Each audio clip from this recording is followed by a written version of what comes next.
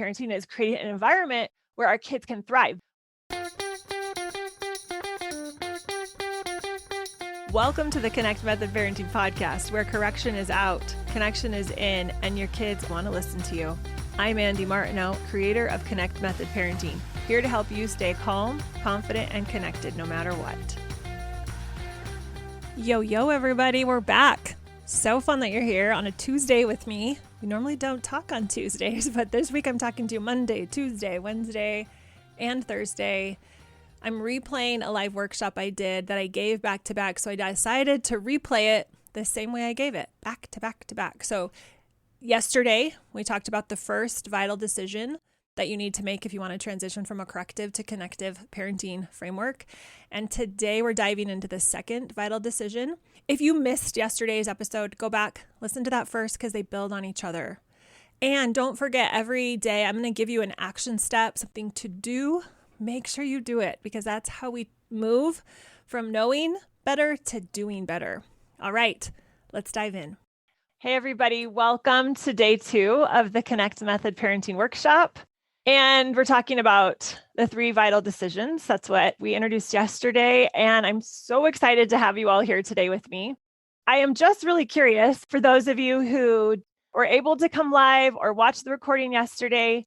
How did the lean and listen and learn go for you? There were some people that messaged me about some of the ahas and some of the things that they learned. And so that's so fabulous. I would recommend to document how your experience went, even if it didn't go exactly how you were hoping, to learn from that too, and what questions you might have. And if you have any questions that come up, if you haven't had a chance to do it yet, and say today something happens and some behavior goes off track and you're tempted to go in and give a consequence, punish, reward, like bribe them or whatever, and you pause and you instead go close to them, come in close proximity, look at them in the eyes, listen, and really think about what you want to do proactively. You have one of those experiences anytime throughout this workshop. I'd love to hear how it goes. It's the first component of these 3 building blocks. So decision number 1 that I talked about yesterday was, I worded it like this: I am going to stop negatively energizing off-track behavior, which means we're really taking this pretty pronounced stand that we're going to stop using punishments. We're going to stop using rewards and ultimatums, and we're going to draw this line in the sand and get really clear that we're not going to show up highly energized only and kind of in this negative way, only when things are going off track. So we're getting really clear and we're setting this stage. We're getting really clear that punishments, ultimatums, and rewards don't equal what we think they equal, which is typically that they will eventually fix the off-track behavior forever. And that the kids are going to eventually fix that off-track behavior for the right reason. And they're going to have come to this awareness. And it's so interesting. I saw this cartoon where it showed a child sitting in the room after being sent to timeout. And we haven't really dove into timeouts, but that's one of those punishments, right? That we think is, in some ways, it's better than maybe physical punitive punishment, but it has equally detrimental side effects, negative side effects, if we do it in an incorrect way. And I'm not saying sometimes we don't have to separate them, but when we do it kind of in a, hey, I can't handle you, or you're in trouble, go to your room kind of thing. What's really interesting is this cartoon portrayed it so perfectly, is that what we think is happening is that our child's going to the room and thinking like, oh, I'm really taking in what mom said. I really need to change my behavior and how I'm approaching life. I really need to make a better decision next time. But what's actually happening, so I had these 2 cartoons. That's what mom thinks is happening or dad thinks is happening. But what's actually happening is they go to their room and they're like, I have the meanest mom in the world. I have the meanest dad in the world. They just don't understand me. And so what we are talking about and bringing up as we dive into Connect Method Parenting is questioning what we think is happening when we give a punishment to try to teach a lesson, or when we try to use a bribe or ultimatum to teach a lesson or to get them to motivated to do something, right? So that's what we talked about yesterday.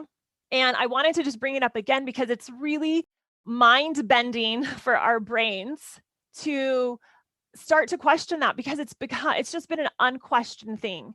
Dr. Gordon Neufeld says, and I'm paraphrasing, but basically says, a lot of us think discipline is the essence of parenting. And he goes on to say, like, that's not parenting. Parenting is creating an environment where our kids can thrive. That's what parenting is, but we're confused. And so that's what we're doing today, or yesterday and today and tomorrow, is we're bringing that up And we're saying, okay, what happens when I do that? What would happen if I didn't do it? What could I do instead of giving a punishment? Or what are other options for me? So today we're going to talk about building on that first one. Because if we don't really have made a decision to let go of punishments, to let go of the bribes and the ultimatums and the lectures and using timeouts in a way of isolation, if we haven't made that decision, then even though we might have the most wonderful connection and play with our kids and other times, we're still kind of tainting the water. So we've got to make that decision first. Like, I'm going to try that out. I'm going to think about that. And so today we're going to talk about the second decision. And it really, like I said, builds on the first one. And it's, I am committed to using connection, relationship, attachment. You can supplement or interchange any of those words. I am committed to using connection as my primary parenting tool. So we're going to unpack that. We're going to talk about what that means today, because we need to understand this to be able to move forward and start using this other way of really identifying, of showing up for our kids. We need to move away from using corrective reactions, punishments and rewards as our default to, and responding with connection when things go off track. But like I mentioned yesterday, if we're only showing up, wonderful and attached and connected and loving when things are going off track, we're going to be off balance. So we also need to proactively connect as my default. And connection can be this big, vague word and not quite sure what that means, or maybe it's overused. And so we're going to dive into that today, and we're going to get clear about what it means to parent by connection. Okay, so parenting by connection, or connect method parenting at its core means, and so I'm going to go through just some core foundational principles. It means coming with compassion and empathy in every situation. And this is something we have to learn. This is something that isn't typically taught or modeled for us, not because anybody has intentionally not tried to do that. It's just because society has cultivated this belief that, hey, we've got to always use consequences and rewards to teach this lesson, to fix the behavior. That behavior is a problem. And that, right, we have this whole construct. And so we're saying, hey, what happens? What would happen if every time there was a situation, positive or negative, we came with compassion and empathy? So that's the first one, coming with compassion and empathy in every situation. Prioritizing the relationship that we have with our child over what others might think of us, or what our brain or old parenting habits want us to do. This is huge. When you're in a social situation, our brains are calculating, what is everybody else going to think if my child has a temper tantrum right now? What would they want me to do, right? And so we've got to decide, hey, I am going to put more faith, more stock in the relationship. I'm going to prioritize that over the homework, over the bad behavior in the park. It's not that we don't do something about it, but we're not going to be driven by other people's ideas of what we should be doing. Another one is believing in the power of connection more than the power of punishments and rewards. We have to really step into this idea and really have this leap of faith for some people, because it's super tricky for our brains to go there, to think like, oh, connection can actually change, influence, impact my children more than a punishment and reward. No, as we're talking about right here, you might be like, yeah, I get that. And it's, what's really helpful is for us to think about how in situations for us, this has been the case. When we maybe have messed up, when we haven't, maybe we can think back to a time where we are at our career, in our job, right? And we didn't do something all the way, or we dropped the ball, or maybe we've made an agreement with our husband and we didn't follow through, or our partner, right? And we haven't actually done what we said we're going to do. If that other person, that other adult in our life comes and tries to lecture us or give us an ultimatum or talk down to us about how, I can't believe you did this again, you know better, we are a lot less receptive. That's a lot less impactful. We're not really open, like, thank you for giving me that negative feedback, I really want to change now. Versus if they come with connection and with empathy and like, hey, tell me what's going on. Like, it seems like maybe something got in the way. I really want to understand. When someone comes with connection and empathy and understanding, man, that changes the dynamics, that changes the way we open our heart. And it's the same with our kids. So we have to really step into this, because for a lot of this hasn't been modeled in the parenting scenario, which really step into this belief that like the power of connection actually is going to make more of a difference in our child's life, in their receptivity to us, right? For them to choose us, like we talked about yesterday, than anything else. Okay, another core belief is that our children are inherently good and that they want to do what's best for them, but sometimes they get confused.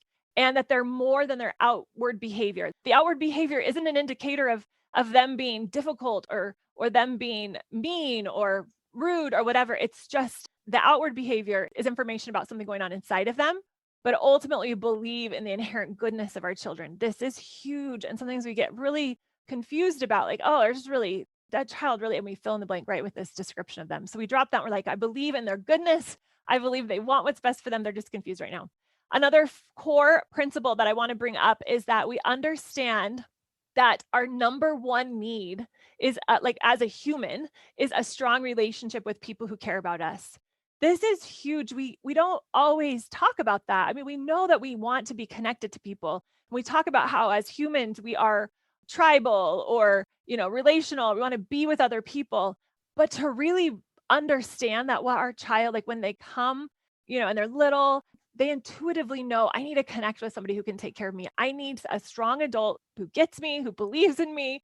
And that is what they need. That's like an innate desire. And that's for us too. And so we want to be in strong relationships with other people who care about us.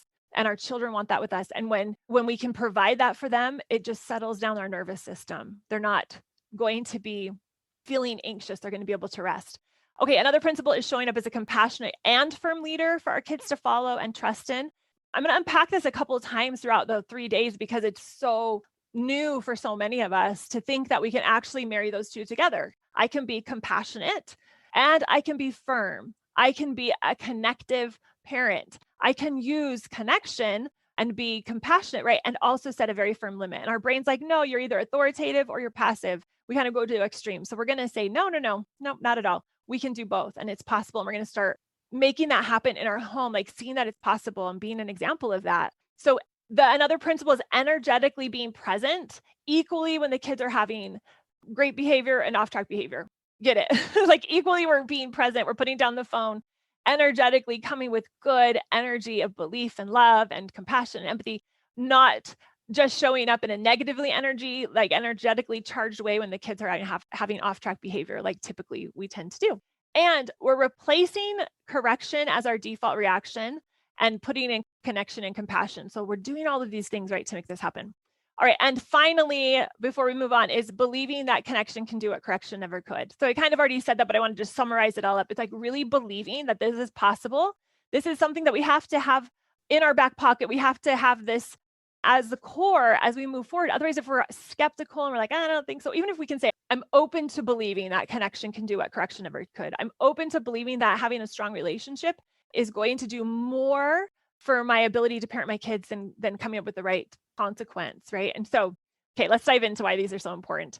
And I want to just do a really quick reality check, just because I've worked with so many moms and sometimes they go out there and I just want to say, and I'm just going to say this up front, that everyone's going to be on a different page in your home and in your family and in your neighborhood. All the other adults in your life are going to be at different places with what their perspective and opinion of parenting is. So everyone's going to be different. And if we can just prepare for that, like maybe your partner's not going to be that interested in this right now. Maybe your kids are going to be totally confused when you show up in this new way, right? But just be prepared for all of that. That's not a problem. Keep going to create momentum. Be an example to all of those people of what's possible and just see what happens. It's okay if not everyone understands, or even if anyone understands what you're doing. We are here starting the movement, the shift, the pivot in our home and in our lives to create something different for you and your children or child when things are going great and when things are going off track. So no matter what, we're creating something new. We're going to be coming with compassion and empathy. So our brains need evidence, though, and this is why I'm going to give you some reasons why you would want to use connection, how it creates such an amazing relationship of influence with your kids and creates so much confidence in your parenting that nothing will shake you. And so I'm just going to go through these really quickly. We've already touched base on this idea that we're going to stop only showing up and are like 100% present when off-track behavior. We're going to put aside punitive reactions to our kids' behaviors, and we're going to try to start to apply this connection, this relationship. And I'm going to talk about how we do it even more proactively when things are going right. But just even the example yesterday when I was talking about how my kids were playing Legos or toys happily in the other room, oftentimes I wouldn't be present at all. And I'm not saying that you always have to be present, but just that we are getting in the habit of not just tiptoeing out of the room and giving no energy there, that we're going in there maybe for a minute, maybe playing with them for a little bit, saying something like, oh my gosh, you guys have made something so creative. Show me what you've made. And we're showing up and finding ways to show up when our kids are just being amazing and not having any problems. So, why would we want to do this? What is the evidence, right? That's going to give us enough momentum, enough belief to get going. And one is that it creates energy, it doesn't take it away. But some of us have false beliefs that it's going to get in the way of us, being productive or doing other things. This actually creates energy. It feels so good when we are just having these beautiful, juicy relations with our kids. It does take some effort. And lots of people say, like, well, it feels like it's going to take so much more time and energy. But let's be honest, you're already dealing with off track behavior all of the time that repeats itself like an old rerun of Friends, but it's not funny at all. So that takes a lot of time when we have to ask over and over and over again. So just think about how much time you're spending every day with off track behavior, managing consequences, lots of time. So this belief, if your brain says, you cannot do this, this is going to take so much more time, say, no, no, no, I am spending hours and hours every day trying to get my kids to listen, trying to get them to do their chores, trying to get them to, whatever it is, follow the consequence that I gave them when they didn't do this, that, or the other, right? So let's just see that as a false belief and put it aside. False belief number 2, giving punishments and rewards is going to be easier. It's going to have a better result. We're going to be able to measure it. And like we talked about yesterday, if you haven't listened to yesterday, go back and review yesterday, is that oftentimes there's so many unseen results, negative results that come from giving punishments or rewards. And so we have to figure out which one to give them. We have to judge, oh, how bad is this, to give them the punishment that they deserve. We have to pray that this time they'll please learn their lesson. And it just repeats over and over again. Huge, huge energy and time drain. Reason number 2, we're collecting the evidence, right, is that like attracts like. So it's like a magnet. Fear creates more fear. Trust creates more trust. Patient creates more patience, and hate creates more hate. So we are constantly creating and fueling our actions based on our emotions. So a negative emotion creates a negative result. A positive emotion creates a positive result. So frustration, it just creates more frustration in you and your child. Hate doesn't create more love. Hate creates more hate. Distrust doesn't create trust. You can set a limit feeling trust and love, and it's going to feel so different than when you set a limit from fear, worry, or worst case scenario thinking. So learning to trust and embrace life and learning to trust our kids is a very important part of Connect Method parenting. And there is nothing more rewarding than choosing to trust that whatever happens is an opportunity for learning. We're going to trust that. We're going to trust that our kids are doing their best, even though right now it might seem like it's pretty low on the totem pole. For that moment, they're doing their best. We're going to trust that we can all figure this out, including us, that we can figure out how to deal with this and our kids can.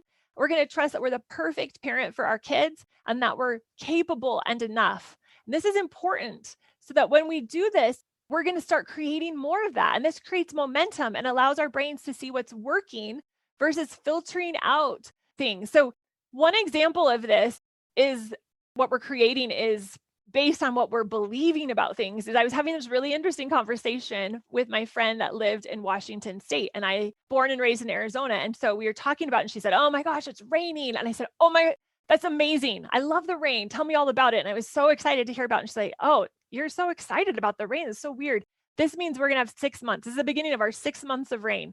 And the rain is neutral, right? It's just something happening out there in the world. But rain to me is amazing and exciting, and we play in it and we cherish it. And for her, in that moment at least, rain was a little bit heavy and it meant this ominous thing was happening. And we had these 2 completely different experiences of precipitation, right? Falling from the sky, rain, water falling from the sky. And so our brain, it filters things out. It only allows what it wants to allow in. So when we start saying, like, I trust myself, I'm going to figure this out, we're doing the best we can, I'm going to show up and use my relationship with my child to make this better, that is what we're creating. Like creates like a magnet, and we're creating momentum. So as we are doing this and we're changing our routines, which is going to kick up our conscious brain, right? The part of our brain that we need to access to make a shift. Our subconscious brain is powerful, and we're so grateful for it. It's why we can drive the car and talk to the kids and, notice the weather outside, all the things, and do all of those things at the same time, is because the subconscious brain is taking, going through kind of a lot of things in autopilot. But when we're going to change something, like go from correction-based parenting to connection-based parenting, we're going to change up our routine, and that's going to kick up our subconscious brain. We're going to have to use that prefrontal cortex. That's the part of our brain that allows us to really think about our thinking and evaluate and logically think. And it's going to be amazing. And it's going to take a little bit more energy because it's not default. And we're going to start creating winning results and evidence that it's possible and that it works. The bedtime is going to start getting better. We're going to start believing different things about ourselves, and things are going to shift. This is what starts happening when we get committed to shifting something, even if it's just at first just an idea we've shifted. Nothing's changed physically in our physical world, right? But it gets better and better as we practice it by doing it. We know it, and then we begin to do it. And so we have to start doing things to take it out of just knowing. That's why we can't just go to school to be a doctor and just study the books, and you're not a doctor until you study and then you go do work in the hospitals and you're practicing, right? All of those residencies and things to apply what they've learned. And so the transformation comes by applying, knowing it, and then going and applying it. And that's when we create transformation. So what's really interesting, for years and years, probably like 10 years, no, it was 8 or 10. Anyway, my children took really intense piano lessons, and I kind of knew how to play the piano a little bit. I wasn't that good, but I sat for hours and hours and hours, and I could read the music, and I knew all of the different nuances, and I would sit in on their lessons and the rests and the timing and the clapping and all of the things. Like I knew so much about piano theory, but I never touched the piano. I never sat down and played. I would spend 4 hours a day with my kids practicing, and then I would go do the other things that I needed to do as a mom. And what I found was so fascinating. One day I was like, I should be able to play some simple songs because I can read music so well and I know all of these things, and I couldn't because I hadn't ever applied it. It was all in my head, which is great. It was a good start, but I hadn't spent the time to put my fingers on the keys and actually play the piano. So I couldn't translate what I knew to doing it. And I thought, oh my gosh, it's so fascinating and really kind of sad. But if I spend the time applying it and practicing it, I would be able to do it. That was the second part that I never had done. So that was reason number one, is it creates energy. Reason number two for our brains to attach to is that it attracts like, and we start creating momentum. And reason number three is we began to create a habit, a culture, a way of being. This is why it's so important for us to make this decision. It's going to create energy for us as we move forward with Connect Method Parenting. We're going to start attracting more and more of what we're creating. And eventually we're going to create a habit, a new way of being. And we're going to be connecting all of the time. We're not going to be constrained. We're not going to be reacting like we used to. It's not going to be necessarily perfect because we're humans and we're learning and growing, but we're going to get into such a better rhythm. So one of the great analogies I think illustrates this kind of growth and development is with plants. In the world, in nature, it shows it so well that when we look at a plant and we see that it needs maybe more fertilizer or more water or more sun or whatever, we start applying those things to it, right? We start paying attention to it, but the results aren't instant. It doesn't grow a foot in a day, but we're trusting that like this fertilizer, this more sun, this more water is doing something. It's doing something at the roots. And we wouldn't look at the fruit. And if the fruit was sour or small, we wouldn't say like, I've got to just apply it to the fruit. That's kind of what we do when we're applying to the behavior. We got to alter the behavior. We got to give them punishment. We got to fix this and that. We're just at the fruit level. But if we think about it in the plant with a tree or a strawberry plant or whatever it is, that wouldn't change the fruit. The behavior, right? The same thing. The roots, we have to go to the roots and change the roots. And that's when we change the fruit. And that is what we're talking about here. It's not a quick fix. It's a long-term, amazing, like where the fruits are where the tree is going to bear fruit, right? Our children's behavior, they're going to bear the fruit of their decisions and what they've learned in their life. And we're going to the root and we're fertilizing and we're taking the time with connection, building the relationship, knowing it's not a quick fix, like maybe giving them a really harsh punishment would be, but it's a long-term solution to them really becoming the best version of themselves. So those are some really great reasons for us to be willing to let our brains be willing to know that it's worth it to step into this, even though it might seem a little bit cloudy or unclear. we're going to start filling our pipeline. If you're in business, they talk about this, filling the pipeline and having different, different ways. My husband's in software, so he's always talking about like different ways of bringing in different leads and getting the word out. And so that if one goes dry, that you have other sources. And that's what we're doing. We're filling the connection pipeline, so that if maybe we're off in this way or that way, or our relationship's off here, or they're struggling with school there, we're filling it so we can really build and nourish this relationship with them in a powerful, powerful way. So a lot of moms ask me, well, why hasn't it worked in the past? Why hasn't connection worked in the past for me? And I've tried to have, taken my kids out on dates. I've tried to, have dinner where we all sit down together. And why hasn't this already worked for me? And how come this would work now? What's different about what you're teaching with the Connect method that I have missed? That, because if connection works, it should have worked already. So one is that oftentimes when we're kind of piecemealing it together, we don't have the full vision of how do we apply this on all levels, is that we don't ditch the punishment and reward habit. We think, oh, we can still do that a little bit and we can still get really fired up and really think that the punishment is going to fix the behavior, or if I give them the right incentive, they're going to get better grades. And so it's a little bit incomplete. We're afraid that if we come maybe with too much compassion and empathy, we'll be rewarding them for the bad behavior. So we kind of go to both gamuts, right? If I come with too much compassion when they're off track, they're going to totally just do it again, because we don't understand that if they're getting their fill of connection, when things are going great, they're not going to need to go to the bad behavior to get our attention, right? And we start to see that creates more turnaround, more shifting than punishment. So it's easy to understand this one. I used to think that if I was being kind and compassionate, understanding when my kids were acting out, it would just lead to more misbehavior. Then I realized I was totally giving my kids tons of attention, like we've talked about when they had off-track behavior. When I yelled, I gave a punishment. I offered a reward when a child is misbehaving, like we'll have a treat later. If you just pick up your room now, please, all that begging and stuff. I was giving them my undivided attention when everything was going, chaotically off course. It was like high speed connection. And this made me, scared when I realized that this was what I was doing, that it was just, oh, my balance was off. I wasn't equally dividing my attention. And I really didn't know how to connectively set a limit. I had no idea how to do that. It seemed like, well, so I started to get that in place. And then it made me so much less scared to give them warm, compassionate energy when they were struggling. So if I was going to give them attention, I want, and which I was when they were struggling, right? When they had off track behavior, when kids were fighting, when there were big messes, when I felt like no one was cooperating, I wanted to give it in a connective, not corrective way, because either way, I was going to give them attention, because I wasn't going to just be passive about it, right? So the yelling or the giving out punishments and rewards when they were having off-track behavior with my undivided attention, granted, it looked like me showing up frustrated and upset, but my kids were happy to get my full undivided attention, because at the time, that was the only way they got my full undivided attention. So when I started to realize this and put the pieces together, I was looking at the studies and the research, and I was looking at what I was doing and my results I was getting. I wasn't happy. I wanted to make this clear decision that when the kids have off-track behavior, or rather I asked myself this question because I wanted to make a decision, when my kids are having off-track behavior, what am I going to believe?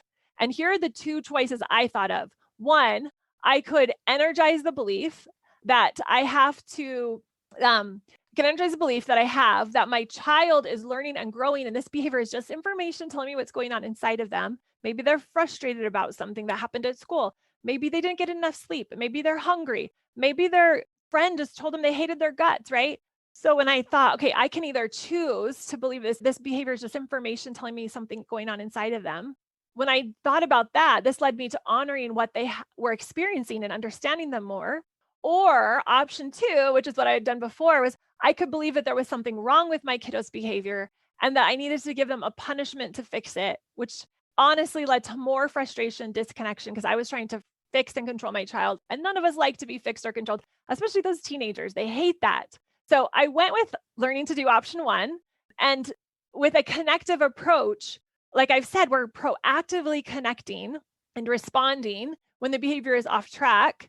And we're actively responding and connecting when the behavior is fabulous. The kids don't need to have off-track behavior to get our undivided attention, because we have some practices in place where we're doing it and we're showing up in that same beautiful, energetic, juicy way when things are going great. So they get highly positive energy and attention from me and connection from me, all of the time. So setting a limit from compassion and empathy was so much easier. Responding with connection, not correction, feels so good, but it's not rewarding them for the misbehavior. That's what a lot of people think, right? It's allowing them to be messy humans who are figuring out their emotions. I realized I was doing the same thing sometime. I wanted that for me. I wasn't always, behaving perfectly. Sometimes I had an adult messy moment, a meltdown, a temper tantrum in my own adult version way. And so giving space for us to be messy, giving space for it to be like, doesn't mean there's something wrong with me, just means something's going on. And having someone honor that, oh, so good. It keeps the relationship strong. So they're moving.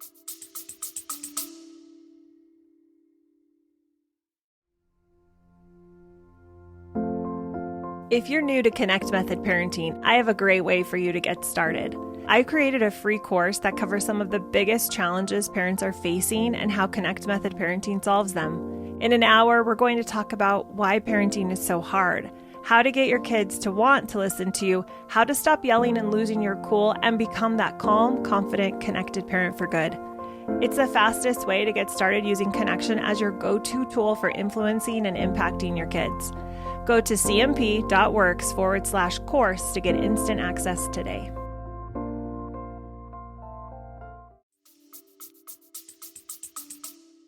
To forward, and they're more likely to want to listen to what we have to say. So it allows us to have more influence and impact, more confidence, all of the things that we've been talking about. And when our kids have off-track behavior, what we start to do is we start to pause and slow down and not jump in. And we do the lean in, listen, and learn, which is what we talked about yesterday. So it is so powerful for us to just, and I'm reiterating it, and you're probably like, I get it, Andy, I get it. But it's really, really important for us to realize that just because we've used connection in the past in little sprinkled it in, like, kind of like sugar on top of something, sugar on top of something, it wasn't really part of the ingredient of the recipe. We were just trying to make something that was a little bit sour, a little sweeter by sprinkling it on top. Like, I don't like pickles, so sprinkle a little bit of sugar on top of a pickle still doesn't really work for me, right? I need something new. I need something different that really feels juicy and warm to me. Another thing of why it may not have worked is we just didn't even know it was possible to have this connective response when things were going off track. We hadn't done it. Our default society script doesn't really talk about it. When the behavior is good, we either ignore it or we praise it and attempt to get them to do more behavior. Not a lot of just being present and showing up fully engaged when things are going great. And we have this belief that off-track behavior requires correcting, fixing, teaching in the moment, and we come with frustration, energy. So part of us just didn't know. Didn't have it modeled. So we were doing it, but in a dysfunctional way or just a disconnected way or not a fluid way. Another reason maybe why it hasn't worked if you've tried it before is you felt like you didn't have time to do it, right? It took so long. We didn't understand that. Or we use connection as a way to get the kids to do something. They catch on to this really quick. They're like, Mom, what do you want from me? Why are you being so nice, right? We don't want them to get thinking that that's the case either. Or if you've been exposed to connection-based parenting, you still might use connection in a way that doesn't work because we're using it in, well, let me just give you a few reasons. Because we get attached to the outcome. So I connect so that they will be obedient.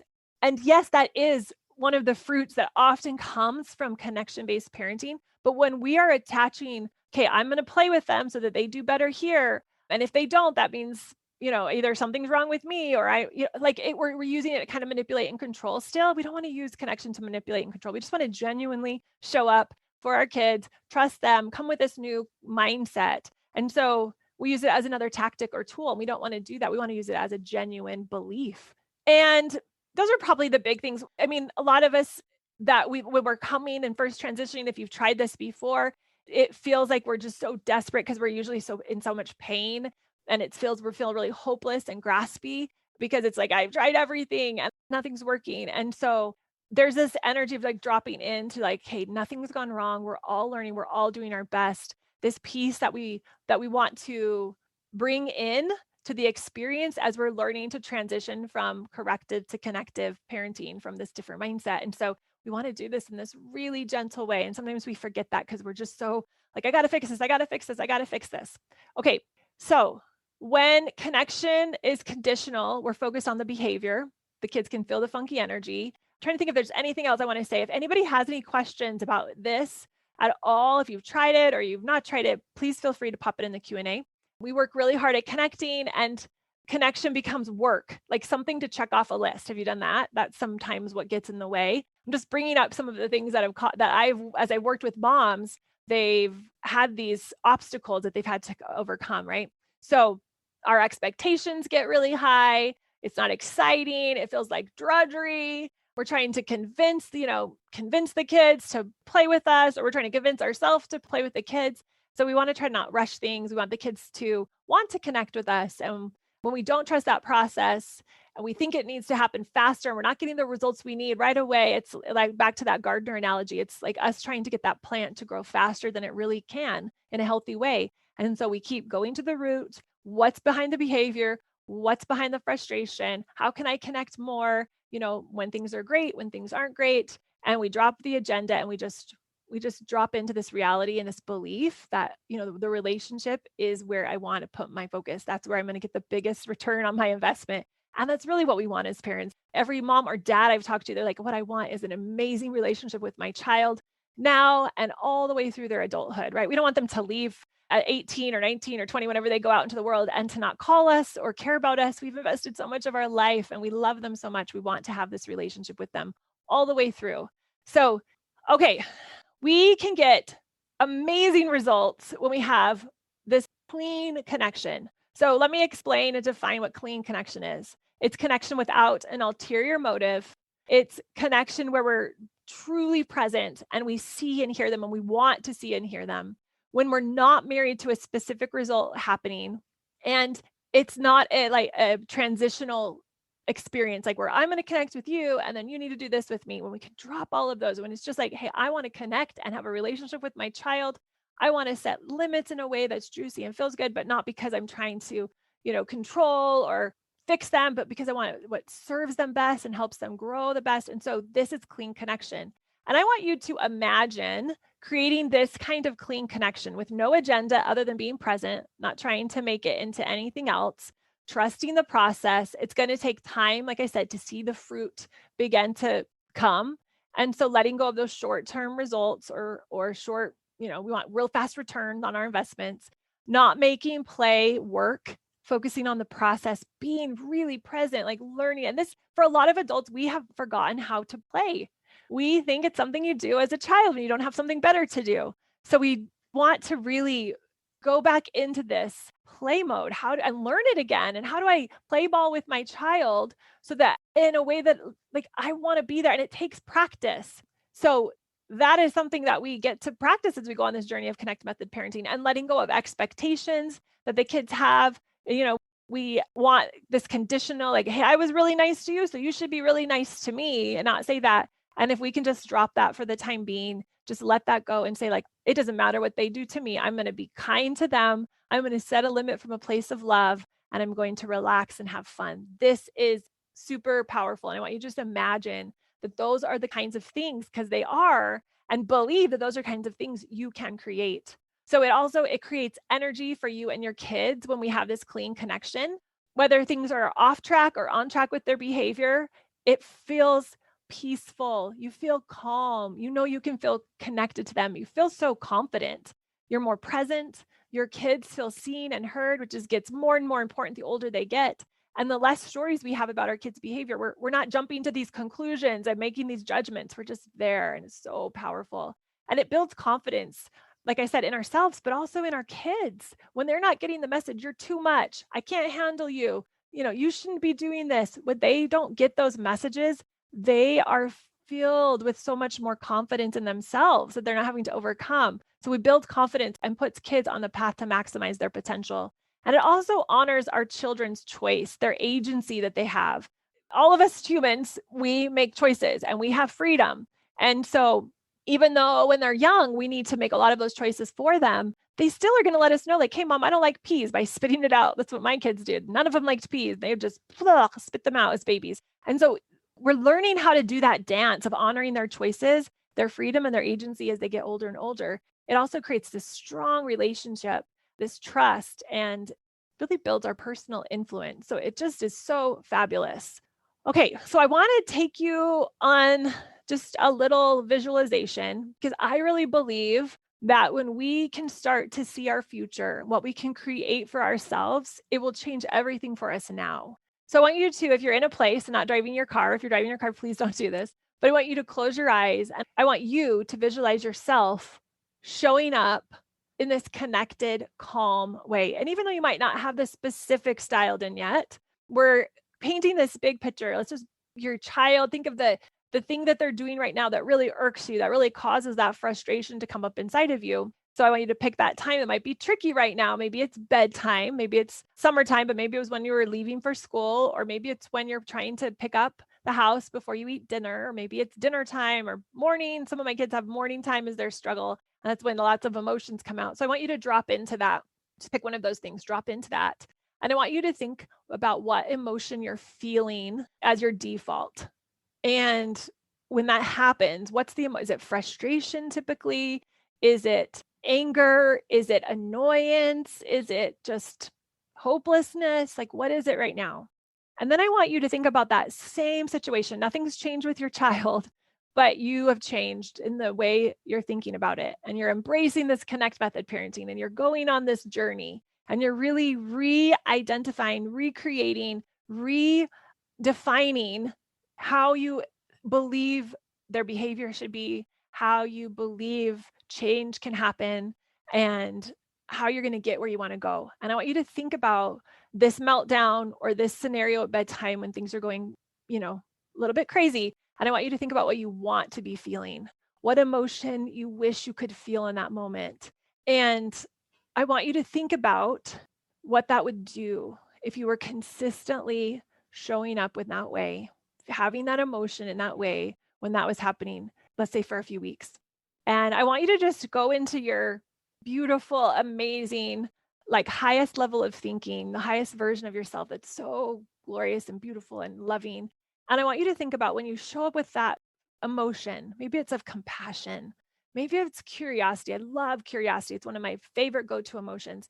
When I'm curious, like I wonder what's happening for them. I wonder why they're behaving that way. What might be going on inside of them? What could I do that would serve them the best? What do they need right now? How can I show up for them in a way that helps them know that they are loved and they are good? So, what would you say if you were encompassing all that beautiful energy, right? And what would they say? What if they got short with you and they were like, Mom, I don't want to talk to you, or I don't want you to be by me, or don't come near me, right? How would you respond in a way that's like serving them, like, oh, they must really be struggling right now? Because what I believe is everything coming out of our kids, or any human for that matter, it's not about anybody but them. And so if they're being short, if they're being rude, as our mind might say, or anything like that, then there's something happening that's not working for them inside. It doesn't have anything to do with us, even if they might be saying something that's like, Mom, you're the worst, or I hate your guts, or I wish you wouldn't, whatever, right? They're saying that you're mean. That's just information. So how would you respond? They say this thing, or the toddler throws the fit and is like flailing on the ground. You're like, oh, this has nothing to do with me. It just has everything to do with them. I hope I can help see how I can get to the root of this. What would you feel in your body? Where do you feel it? I want you to visualize yourself really there, because where would you feel it? Would you feel it in your chest? Maybe it's like this warmth of confidence and curiosity. Maybe it's in your head, like you just feel this tingling, like pausing and curious. Maybe it's in your stomach or your heart. What is the emotion you're feeling as you imagine this?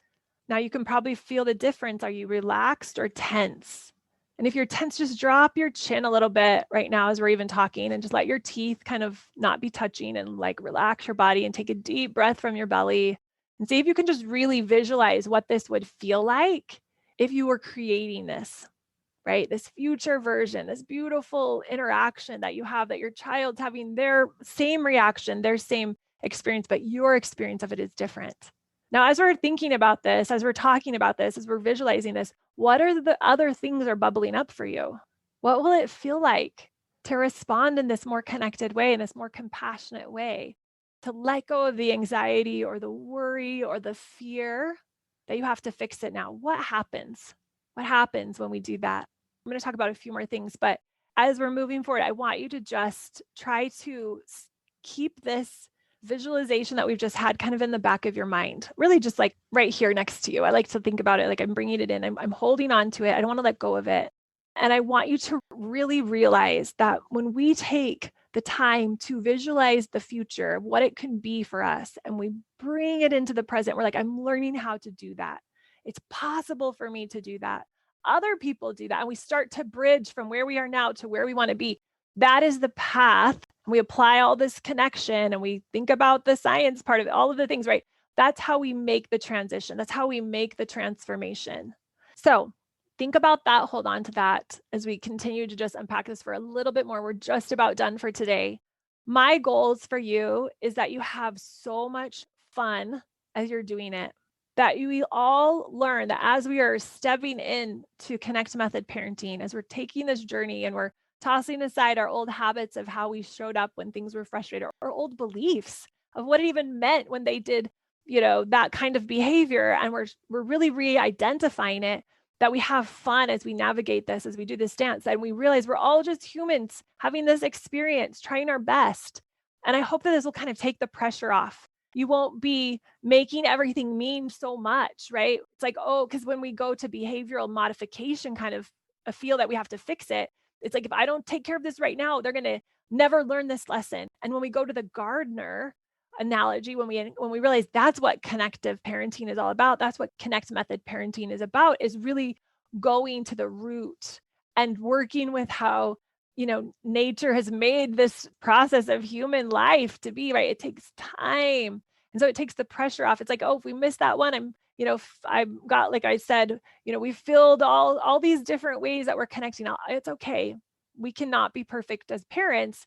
And we're covering our bases too. We're connecting proactively. We're doing a pretty good job connecting when things are off track. We're learning how to say sorry, all of these things, right? And so we're working on our own triggers. And so every moment doesn't mean quite so much. Like every meltdown, I don't have to fix it in the moment. I can relax, takes the pressure off.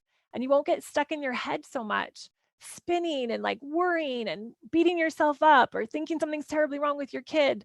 You're going to just calm down. That nervous system is going to calm down out of fight or flight, and it's going to feel so calm as we trust and we have fun and we realize, hey, none of us are supposed to get this perfect all of the time. This is how we do it, is we just move forward. And the big emotions are part of it, right? So many of us have thought like we just have to feel good all of the time. And when we start to encompass, or rather embrace, when we start to embrace all of the emotions and the whole emotional experience we have, man, that really takes a load off, because now it's okay if I get a little frustrated. It's just what I do with it. It's just how I process it. And we can get better and better at that. So taking the pressure off, we are all going to get this. It's going to be amazing. One of my other goals for you is that you would create comfort to consistently connect and engage. Avoid the don'ts that we talked about above, right? That were the things how we would lecture and ultimatums and all. Like when we start to let go of those, we can slow down and we can practice being present in the moment. And we may only be able to be present for a few moments, like pause ourselves when the behavior from our child comes up, but we can pause and say like, hey, wonder what's going on for them. How can I help them best in this moment? What do I want to create? And we can see them doing something over, and we can look at it as if we're just observing it. We can be present with them for a few minutes. It makes it easy for your kids to want to connect with you when we start to get into this habit of connecting with them, regardless of what they do. And it makes it easy for us to want to connect with our kids because we get into this habit. We're retraining our brain. So some of the good questions that we can ask ourselves, I said some of them already, but I'll just review them really quickly, is how can I make this as easy as possible for them to be successful? How can I be more consistent? What am I thinking or feeling, rather, that's preventing me from being present or compassionate or empathetic? We have to get those old stories out. Nothing shameful about saying like, I think my kids would always be perfect and I'm frustrated when they yell. Like we have to get those out. We have to really see what those stories are so we can start to let them go. And asking ourselves, like, am I judging and comparing myself? Am I judging and comparing my kids? What do they need most in this moment? How can I serve them right now? So some of the skills that we need to be able to move forward with this is, I'm going to talk about, well, let me back up. So as we are moving forward, there are some skills that we need to proactively connect with our kids. some habits, some rituals that we want to put in place so that we are really giving them this high speed, juicy connection no matter what's happening. But today specifically, we're talking about when things are going great, right? When everything's, seems to not need our attention. How do I give it that connection, right? So the first one is just organically connecting in the mundane, regular moments. Not in every moment, but to try to take a few minutes here and there and to stop multitasking and to really see our kids. They come home from school. I know it's summer right now, but like when they come home from school or they come home from a friend's house or they come in from outside and we stop washing the dishes or replying to an email or doing our work thing. And we just take 2 minutes to just get close proximity to them and see and hear them for a minute. We all want to be seen and heard. We want to be known. We want to be understood. We want to be honored for who we are right now, for our current version of ourselves, not some future version of our potential selves. We want to be accepted as we are right now, not the person we could be if we were fixed or changed into somebody better. And one of the things that gets in the way of this is that of showing up like this for our kids is that our brains are so busy. We're thinking, 10,000, 30,000. I've heard crazy amounts of thoughts a day. So our brains are just running and racing with all of these thoughts. We have to retrain our brains to drop into the present moment with our kids and even with ourselves. And we have to choose to commit to do this at breakfast, while we're driving, when we're waking them up in the morning. So just proactively connecting with them in those mundane moments instead of being half present or multitasking. How can I commit to doing that better? The other skill is to connect intentionally one-on-one. Now, this is going to be your little assignment for today, is to do this with one of your children today, or you can try to do it with all of them, but just one would be great. This is a different kind of connection than what a lot of people are typically doing. And it's something that they've just found is super juicy, and it just really ups the connection. Like, it gives you a huge return on the amount of time that you invest in that. So we're going to talk about it in just a minute. We also, the skills that we need to, that we reviewed, that I want to review from yesterday, is this skill of connective discipline. And yesterday, like I said, we talked about that. And I see, Stacy, you asked some questions about setting a limit in a way that's, giving an example of that. Well, I talked about just allowing a big emotion yesterday, but as far as setting a limit with compassion and empathy, I'm going to give you a couple of steps here, and then I can get a little more detailed if you need me to. So the first step is to just slow down.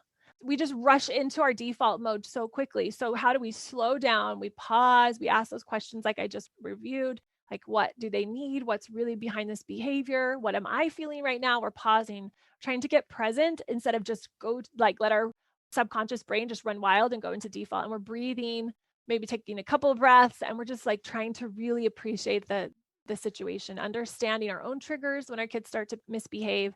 If we are triggered and we're really frustrated, we can't calm down, then we can wait to do much. Do no harm is what I say. Like, if we're just so triggered and frustrated, and that whatever they just did, they just threw a toy, they just said something to us that really made us upset, take whatever time you need, get everything safe, and then take what time you need before you do much. We want to maintain the relationship. And if we're so triggered, we will not have our highest thinking.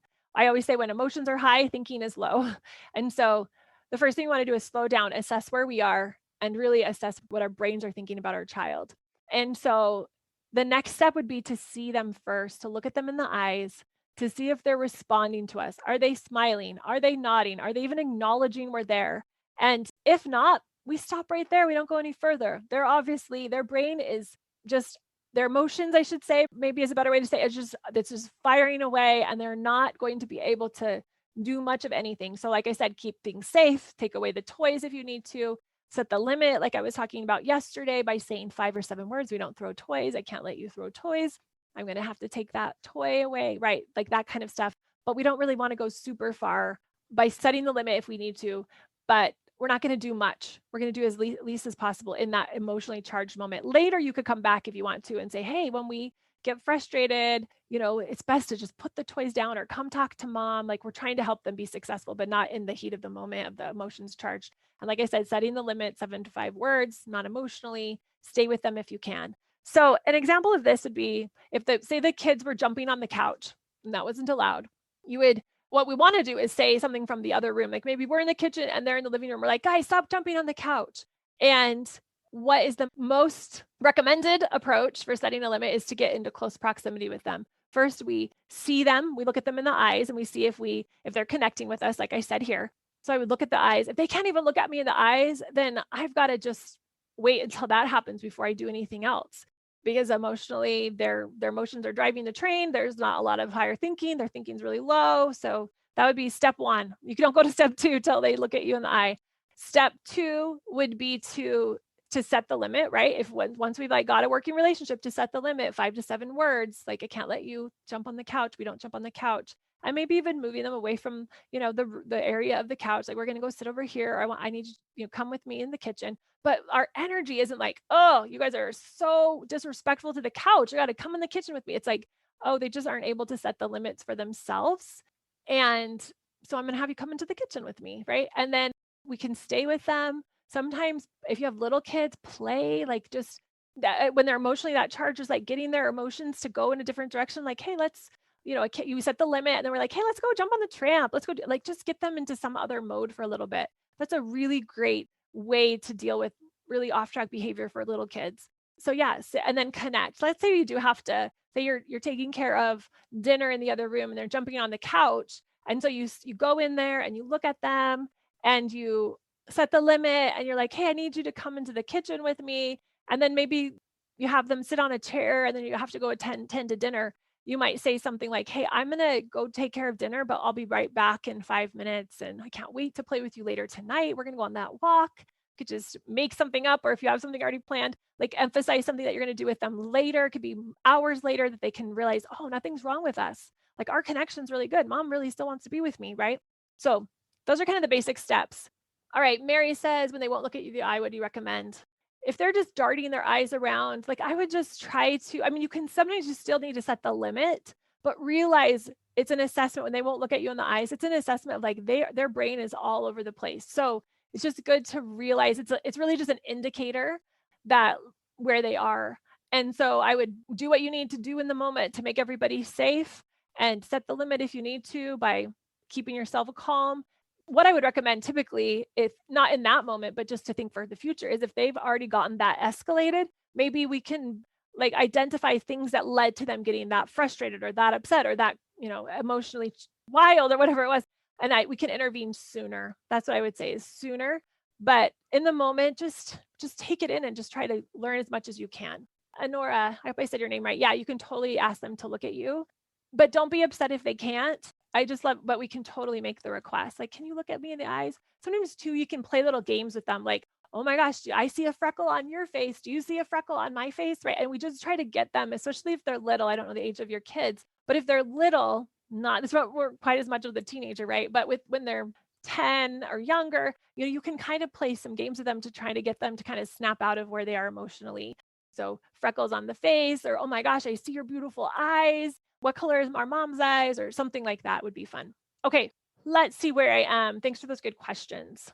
So remember, like I said yesterday, with clean connection, that connection is not contingent or conditional.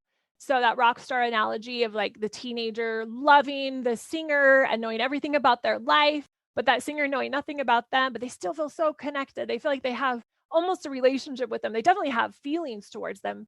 It can be one way. So we want to focus on our connection towards our child and not have it be contingent on the way they feel about us or what they've said about us. Like, we get to nurture and generate that connection, that relationship from our side, and then just let them take care of their side, right? And not make it mean anything if they're struggling. So many things at play. I've worked with so many moms who are like, I was convinced my teenager was so, not happy with me or didn't like me or whatever. And then they realized down the road that wasn't the case at all. It was just a defense. It was just a protection. Their child felt so close and connected to them, but they didn't show it.